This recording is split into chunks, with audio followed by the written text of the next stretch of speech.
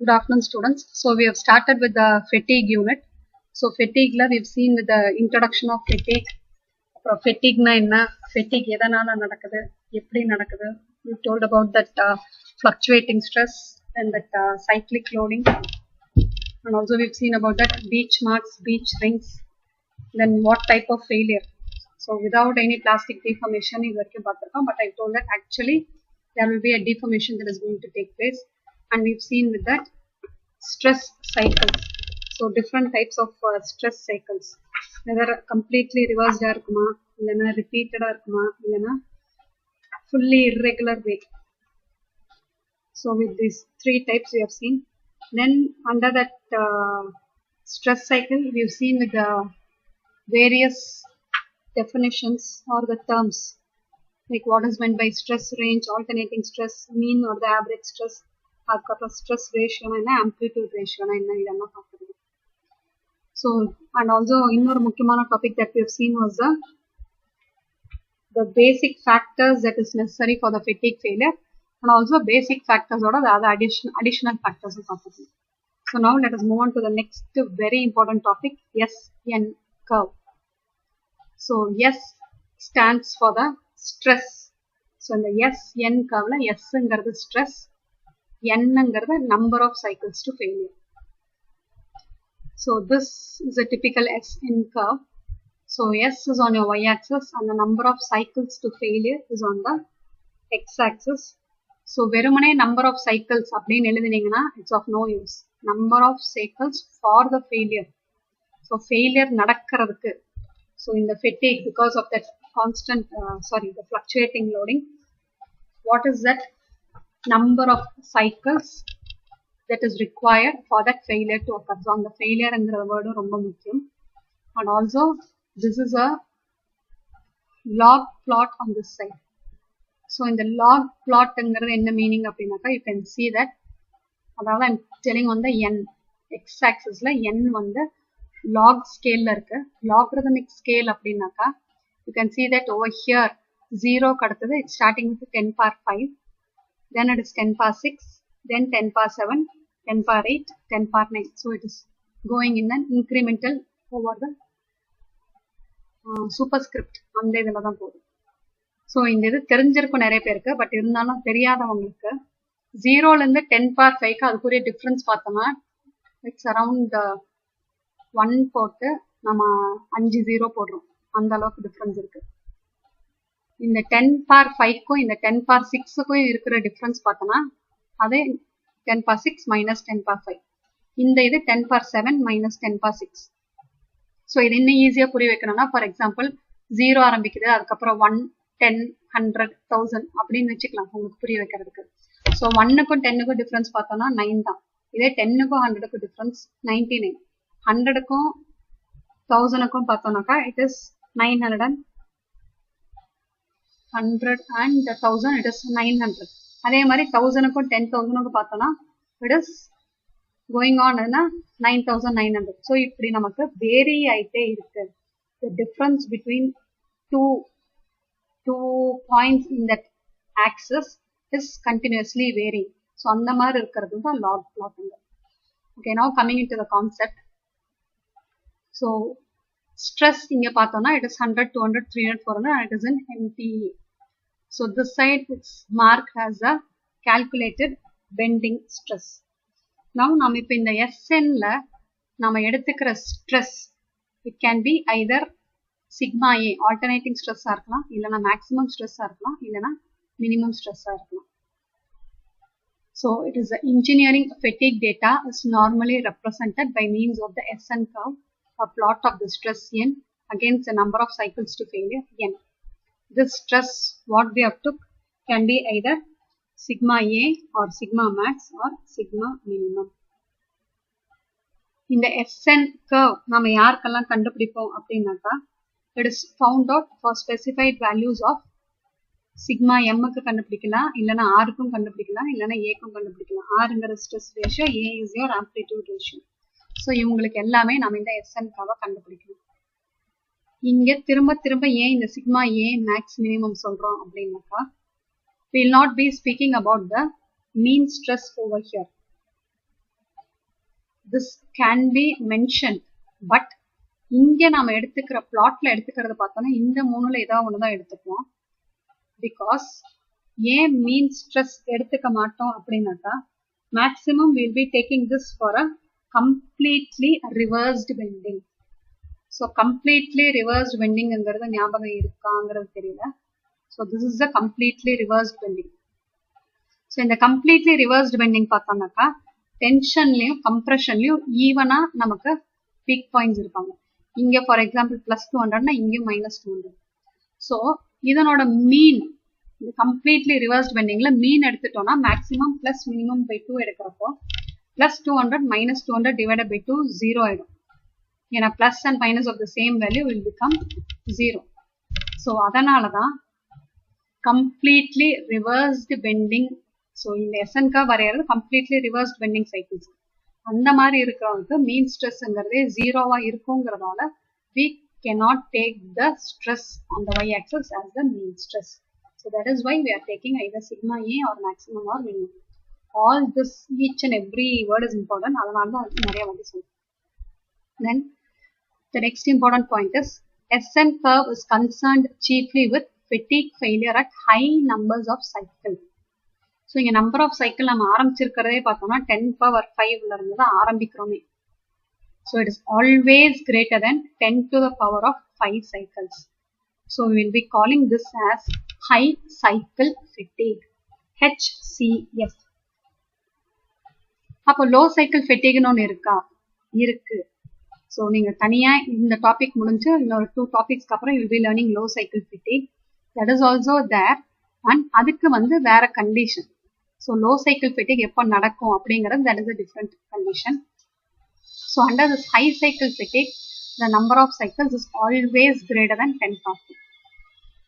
And one more thing உங்களுக்கே தெரிஞ்சது என்ன அப்படின்னாக்கா ஸ்ட்ரெஸ் அதிகமா இருந்ததுன்னா அவனுக்கு தாங்கக்கூடிய சக்தி கம்மியா தான் இருக்கும். அதாவது அவனோட லைஃப் கம்மியா இருக்கும். So when the stress is more, the number of cycles to failure is less. இப்போ நான் ஸ்ட்ரெஸ்ஸை கம்மி பண்ணிட்டே வரேன். ஸ்ட்ரெஸ்ஸை கம்மி பண்ண என்ன ஆகுது? எனக்கு நம்பர் ஆஃப் சைக்கிள்ஸ் அதிகமாகுது. இப்போ கன்சிடர் ஃபர்ஸ்ட் இது ஸ்மைல் ஸ்கேல். ஸோ ஸ்ட்ரெஸ்ஸை கம்மி பண்ண எனக்கு நம்பர் ஆஃப் சைக்கிள்ஸ் அதிகமாயிட்டு இருக்கு. அதாவது அவனோட life time is being increased as the stress is decreased. And there's a particular point over here. So இந்த டயக்ராம்ல பார்த்தோம் அப்படின்னா it is around 10⁶. 10⁶ இருந்தாலும் it is greater than 10⁵ தான். So 10⁶ அந்த இடத்துல பார்த்தோம்னாக்கா he is reaching a point after which the line becomes horizontal or he is linear or he is flat. அதாவது எந்த சேஞ்சும் நடக்கல. ஸோ ஒரு குறிப்பிட்ட பாயிண்ட்டுக்கு அப்புறம் he is maintaining the same condition. But this is with mild steel. Whereas when you look over the aluminum, so mild steelங்கிறது ஒரு ferrous material. இந்த aluminium நம்மளோட நான் ஃபெரஸ் மெட்டீரியல் பார்த்தோம்னா எந்த ஒரு பாயிண்ட்டும் அந்த மாதிரி இல்லாம கண்டினியூஸா பார்த்தோம்னா அவன் அப்படியே டிக்ரீஸ் ஆயிட்டே வரான். ஸோ இந்த number of cycles to failure is going on changing. So எந்த ஒரு பாயிண்ட்டும் ஃபிக்ஸ் ஆகும். Now this point where he is reaching a limit and after which he is maintaining the same property or the same condition, this point we will be calling it as the fatigue limit or the endurance limit. So in the fatigue limit இல்லனா endurance limit அப்படின்னா என்னன்னாக்கா இந்த லிமிட்டுக்கு முன்னாடி வரைக்கும், அதாவது இந்த இடத்துல below this limit, you can see over here the definition. Below this limit the material presumably can endure an infinite number of cycles before failure. அப்படின்னா என்ன மீனிங்னாக்கா இந்த லிமிட்டுக்கு முன்னாடி வரைக்கும் அந்த மெட்டீரியல் கேன் என்டியூர்னா தாங்க முடியும். இட் கேன் வித்ஸ்டாண்ட்ங்கிற மாதிரி meaning. It can withstand infinite number of cycles without any failure or before the failure.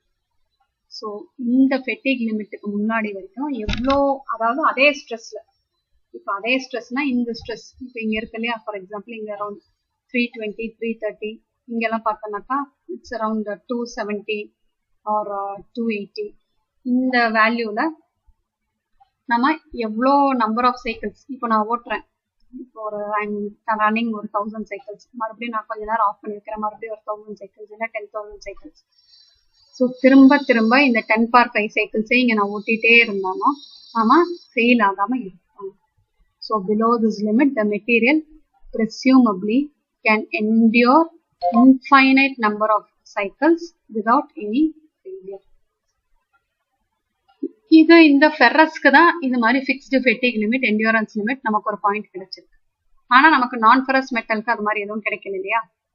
So we ourselves are assuming a fatigue limit value. So இவனுக்கு எதுவுமே அது மாதிரி இல்லாததால we are assuming a value of around 10^8. Non-ferrous metals like aluminum do not have fatigue limit. So the fatigue strength is defined at around 10^8 cycles. So in the 10^8 cycles, அதையும் இன்னும் ஸ்பெசிஃபிக்கா சொல்லணும்னாக்கா we will be saying as 5 into 10^8 cycles for non-ferrous materials. So n increases with decreasing stress level. So stress decrease பண்ண n. So அவங்களால withstand பண்ணக்கூடிய அந்த number of cycles is more. So this question is very important. இந்த question இல்லாத எந்த question பேப்பரும் கிடையாது. The SN curve in the high cycle region is sometimes described by the Baskin equation. So what is the equation that will support the SN curve? It is called as Baskin equation and it is given by the formula or the equation n into sigma a par p equal to c. So sigma a is alternating stress, or we can also call as a stress amplitude. P and c are the empirical constants. So empirical na அந்த இடத்துல அந்த உண்மையான real defined constants அது மாதிரி. So we can see that. So this is a simple diagram like stress versus the log plot of the number of cycles for failure. So NF is the number of cycles for failure. So this is the high cycle fatigue and this is your low cycle fatigue. So low cycle fatigue la enna irukku, number of cycles kammi ஆனா அவனுக்கு அந்த stress value அதிகம். Stress அதிகம்ங்கறதால அவனோட strain in turn it is high. So it is number of cycles is less but his stress level and in turn the strain that is going to undergo is more. Whereas in the high cycle fatigue la number of cycles he withstand is more, whereas the stress is less, in turn the strain is also less. So fatigue limit or the endurance limit is the one which tells us that under stress ku keela the material can endure or it can withstand infinite number of cycles without any failure. அதுதான் ரொம்ப முக்கியமான ஒரு definition. So இன்னொரு important இது for ferrous and non-ferrous differentiation. Ferrousக்கு ஸ்பெசிஃபிக்கா நமக்கு ஒரு fatigue limit value கிடைக்கும், non-ferrousக்கு கிடைக்காது. So we ourselves are assuming and we have fixed, it's already been fixed as 10^8 and in specific 5 into 10^8. Now இப்போ இந்த SN curve னு ஒன்னு வரைஞ்சிருக்காங்க இல்லையா, அதை எப்படி வரைஞ்சாங்க? So how did they draw this SN curve? So how to construct the SN curve? So நம்ம சில கேசஸ்ல or in few conditions we will be going it in that கீழ இருந்து மேல போவோம் இல்லையா, சில இது நமக்கு பாதியில மறந்துருச்சுனாலும் மேக்ஸ் கீழ இருந்து மேல போவோம், அந்த மாதிரி இருக்கு. இல்ல ஏதாவது ஒரு you are going to find any solution for any problem, instead of going from the forward direction backwardல இருந்து வரோம் இல்லையா, அந்த மாதிரி தான் இது. So இதனோட meaning when I'm telling you about the explanation of the construction will be more clear for you. So this procedure for determining SN curve பார்த்தோம்னாக்கா you will be taking around 8 to 12 specimens. அந்த SN curve ஏதாவது ஒரு அப்ளிகேஷன்ல ஏதாவது ஒரு ஸ்பெசிமனுக்கு கண்டுபிடிக்கணும்னாக்கா அதே மாதிரி இருக்கிற ஒரு 8 to 12 ஸ்பெசிமன்ஸ் நம்ம எடுத்துக்கிட்டு ஃபர்ஸ்ட் ரன், ஃபர்ஸ்ட் டெஸ்ட் பண்றது will be taking at a high level of stress. So stress value அதிகமா நாம கொடுத்துட்டு, so stress value அதிகமா கொடுத்துட்டு, you will be seeing அவனால எவ்வளோ cycles withstand பண்ண முடியும் அப்படின்னு பார்ப்போம். ஸோ அந்த ஸ்ட்ரெஸ்ஸோட வேல்யூ நான் எப்படி செலக்ட் பண்ணுவேன்? ஸோ எடுத்த உடனே நம்ம ஒரு ஸ்ட்ரெஸ் வேல்யூ கொடுக்கணும் இல்லையா? இவ்வளோ அந்த ஸ்ட்ரெஸ்ஸை கொடுத்துட்டு எவ்வளோ என் வருதுன்னு நம்ம கண்டுபிடிப்போம். அந்த stress what you are going to select is around 2/3 of the tensile strength of that material. For example நான் ஒரு கிராங்க் ஷாஃப்ட் எடுத்துக்கிறேன், it is made of steel அப்படின்னாக்கா ஸ்டீலோட டென்சைல் ஸ்ட்ரென்த்தில் 2/3. இப்போ for example it is being 900 MPA so நான் 600 MPA வந்து stress எடுத்துட்டு அந்த வேல்யூவை நான் கொடுக்க போறேன். ஸோ அவ்வளோ ஸ்ட்ரெஸ் கொடுத்துட்டு அவனால எவ்வளோ என் அப்படிங்கிறது you will B blotting. Now you can see that நமக்கு ஃபெயிலியர் நடக்கும், கொஞ்சம் சீக்கிரமாவே நடக்கிற மாதிரி இருக்கும். ஏன் சீக்கிரம் அப்படின்னு சொல்றேன்னாக்கா we are giving that high level of stress. So அப்போ அவன் சீக்கிரம் ஃபெயிலியர் ஆகும். So my n will be comparatively small.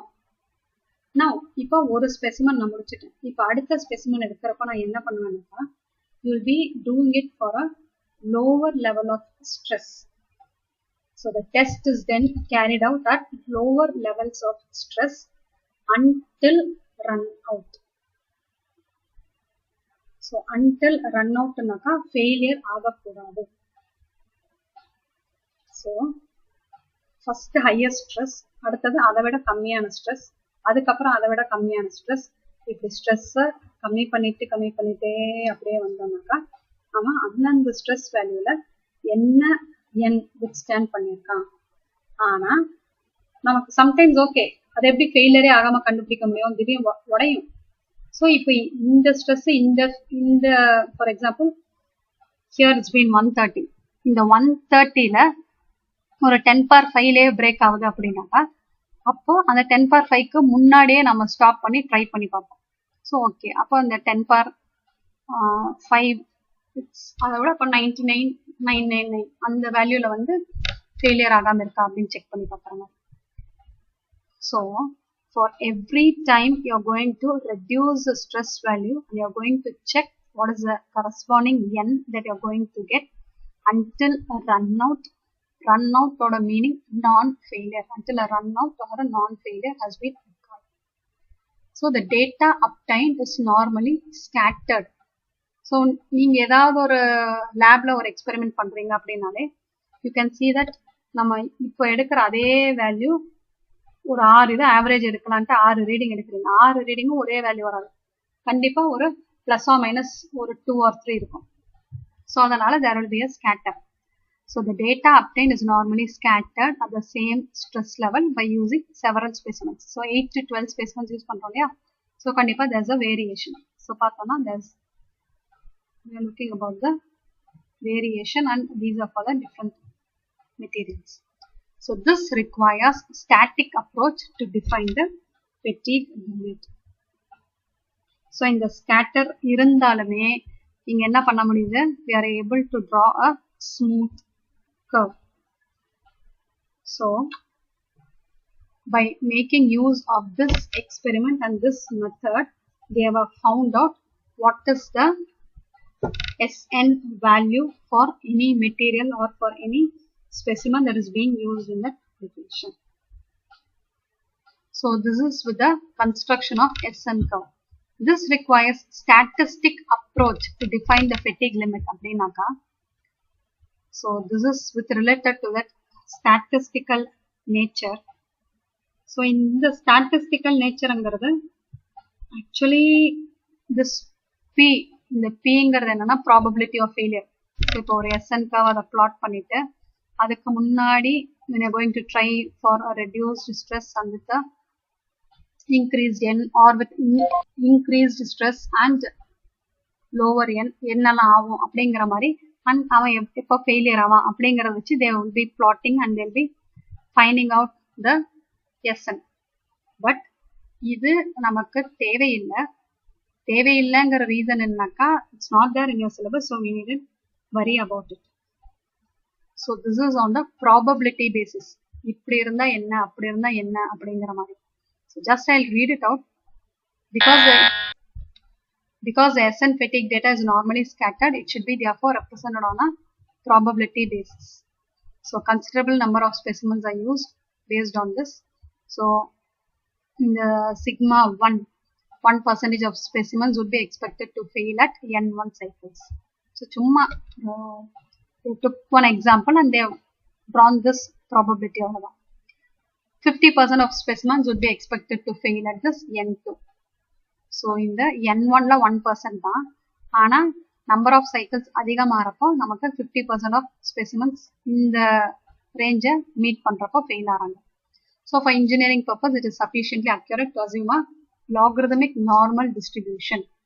So this normal distribution on the log base, logarithmic normal distribution of the fatigue light in the region of the probability of failure of P equal to 0.1 to P equal to 0.9. So you are going to get this center point and the region in between these two, P.1 to P.9. So this is with the statistical nature of fatigue. But திரும்பவும் சொல்ற, சும்மா தெரிஞ்சுக்கோங்க, கேட்கறதுக்கு வாய்ப்புகளே கிடையாது, ஏன்னா இது சிலபஸ்ல இல்ல. அதையும் மீறி கேட்டாங்கன்னா உங்களுக்கு புக்கில் it is given as an elaborated way. So இந்த இதை மட்டுமாவது தெரிஞ்சுக்கோங்க. So just plot and இந்த sigma 1 N1 ல எப்படி sigma 1 when it is at N2 என்ன, and this is the region for that distribution of the fatigue light. இதை மட்டும் நீங்க எழுதினா போதும். மீறி கேட்டா 2 மார்க்ஸ் தான் கேட்கறதுக்கு வாய்ப்பு இருக்கு, இல்லைன்னா அதுவும் கேட்கறதுக்கு வாய்ப்பு இருக்கு. So the next important topic is effect of mean stress on fatigue. So coming into the effect of mean stress, ஏன் இது ஸ்பெசிஃபிக்கா எஃபெக்ட் ஆஃப் மீன் ஸ்ட்ரெஸ், இப்போ இந்த ஸ்ட்ரெஸ் ரேஞ்ச், ஸ்ட்ரெஸ் இன்டென்சிட்டி இதெல்லாம் இங்க கொடுத்துருந்தாலுமே சிலபஸ் படி உங்க புக்கு படியும் அந்த டாபிக்கே பாத்தீங்கன்னா it is effect of mean stress on fatigue தான். ஏன் இங்க மீன் ஸ்ட்ரெஸ் ஸ்பெசிஃபிக்கா சொல்றேன்னா, because when you have seen with the SN curve, I told you that அந்த SN curve நம்ம plot பண்றதுக்கு we'll be taking only sigma A or sigma max or sigma minimum. Sigma mean நம்ம எடுத்துக்க மாட்டோம் சொல்லியிருந்தோம். Reason is it was a completely reversed bending, and in completely reversed bending நமக்கு mean stress 0 ஆயிரும், இதெல்லாம் சொல்லியிருந்தோம். ஸோ நம்ம அந்த பார்ட்டை நம்ம ஸ்கிப் பண்ணிட்டு மீன் ஸ்ட்ரெஸ்ங்கிறது இருக்கு, அப்படி இருந்ததுன்னா அதனோட எஃபெக்ட் என்ன அப்படின்னு பாக்குறது தான் this topic. But this topic let me continue in the next class, அதாவது நாளைக்கு பார்க்கலாம், because it's actually a lengthier one. இப்போ நான் அது உங்களுக்கு சொன்னாலுமே மறுபடியும் அதை நான் have to repeat it, because இதனோட continuity will be having this Goodman diagram which is a very very important question. இது கண்டிப்பா ஒரு 12 மார்க்ஸ்க்கு கேட்பாங்க. So for today let me stop with this. Thank you.